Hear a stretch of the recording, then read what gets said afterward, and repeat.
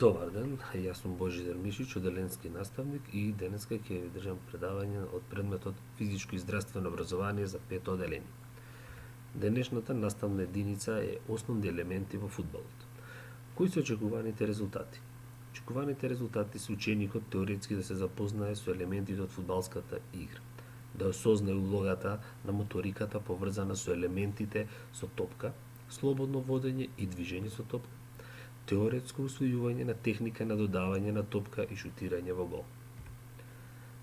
Спортските надпревари се место за пријателско собирање, подеднакво за сите, без разлика на верата, бојата на кожата, јазикот или која била друга различност. Фудбалот се игра на игралиште за фудбал. Стандардните димензии на фудбалското игралиште се должината од 45 до 90 метри, а широчината од 90 до 120 метри. Фудбалската топка мора да биде во тркалезна форма.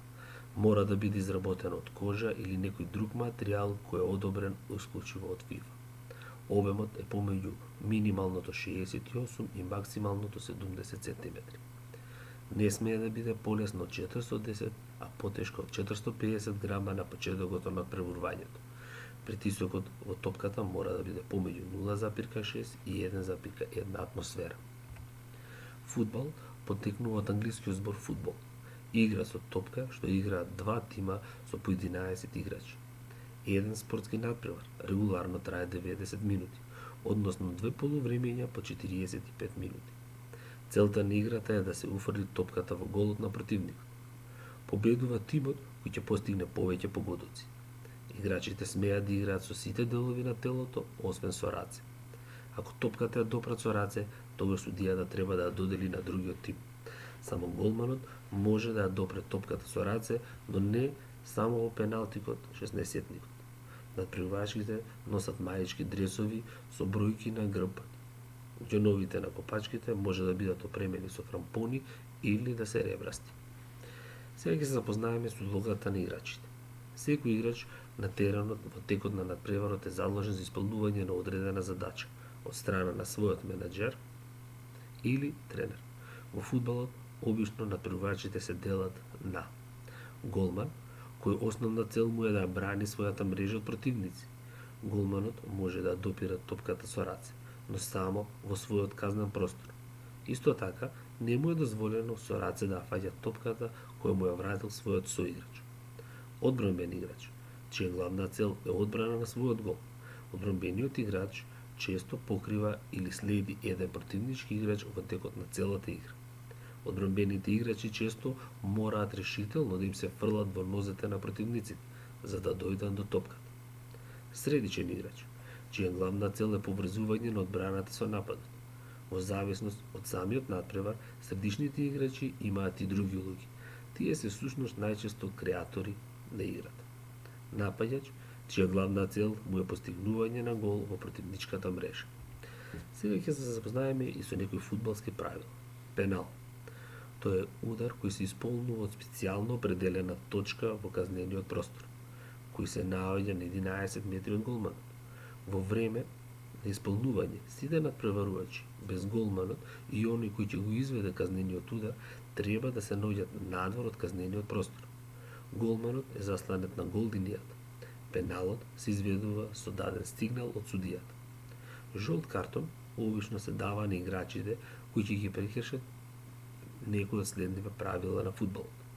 Поради неспортско однесување, несогласување со судијата изразено преку зборови или дејствија, намерно забавување на играта, непочитување на растојание на кое треба да се стои од топката при исполнување на корнер или слободен удар, влегување на терен без дозвола на судија, намерно напуштање на терен без одобрение на судија, соблекување на дрес за време на надпреварот, симулирање на повреда. Црвен картон се доделува на надпреварачот кој имал еден жолт картон и повторно направил некој прекршок. Неспортско однесување, удирање на соиграч, судија, тренер. Намерно фаќање на топката со рака. Аут е фудбалски термин кој представува враќање на топката во игра по нејзино излегување надвор од дозволениот простор. Топката треба да биде изфрлена од местото каде и била изнесена. Се изведува со двете раце на играчот со одредени правила. корнер обично се изведува при напуштање на топката на крајната гол линија од страна на противничкиот играч. Формации во фудбалската игра. Формациите во фудбалот се метод за поставување на играчите на теренот со цел да му се овозможи на тимот да игра во согласно со претходно договорени тактики. Може да се употребат различни формации во зависност од тоа дали тимот сака да игра напаѓачки или одбранен фудбал. Обично, ако тимот повеќе има топката и поинтирал повеќе од еднаш, продолжува со чување на топката и не ризикува правејќи додавања кои може да доведат до губење на топката.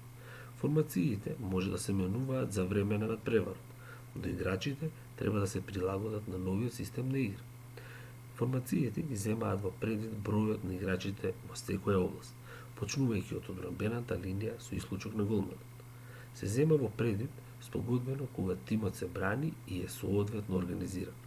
Формациите кои најчесто се користат во фудбалот се варијација на 4-4-2, 4-3-3, 4-2-3-1 и 3-5-2. Основни елементи на фудбалот се водење на топка. Топката може да се води со различни делови на стапалот.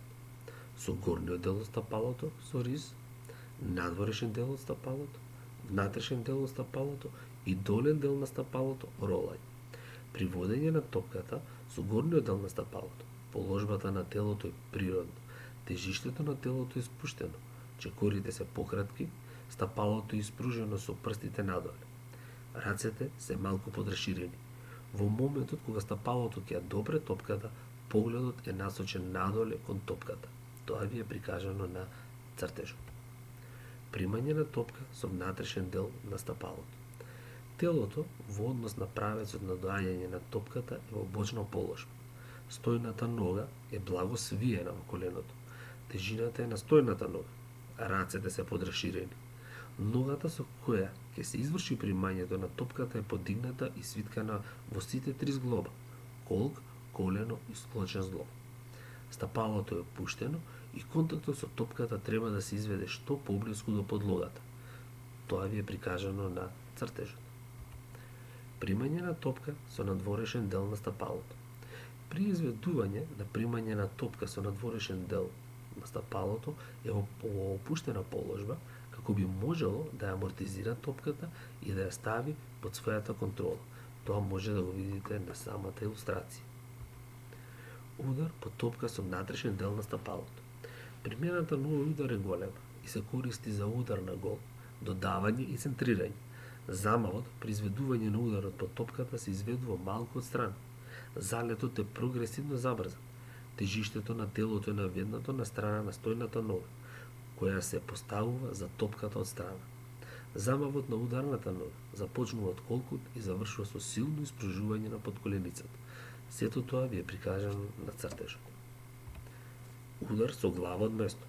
Нозете се диагонално поставени, во расчекорен став. Горниот дел од трупот се излегува наназад. Рацете се свиткани во лаковите и се покрај телото. Топката се удира со чело. Замавот започнува со колковите. Силината на ударот се зголемува со испружување на задната нога, како и поместување на рамењата нанапред. Ударот со глава го завршуваме во положба на претклон, како што е дадено на сликата. Удар со глава во скок. Ударот со глава се изведува на следниот начин. Нозете се во мал диагонален став, колената се малку свиткани, а трупот е наведнат нанапред. Ова е положба на телото пред да се направи одразот. Одразот се изведува со испружување на нозете и подскокнување нагоре и движење на рацете напред и горе. По ова доаѓа до заклонување на телото наназад. Кога телото ќе достигне највисоката точка на скокот, со динамичен покрет на трупот нанапред се изведува удар со глава по топката. Ученикот го скокнува на една или на две нозе. Истото е дадено на цртежот. Како што гледате, можеме да се запознаеме со елементите теоретски. Останува на вас практично да ги примените сите елементи на фудбалската игра. Истражите и креирајте презентација за вашиот омилен фудбалер и начинот на кој тој ги изведува овие елементи.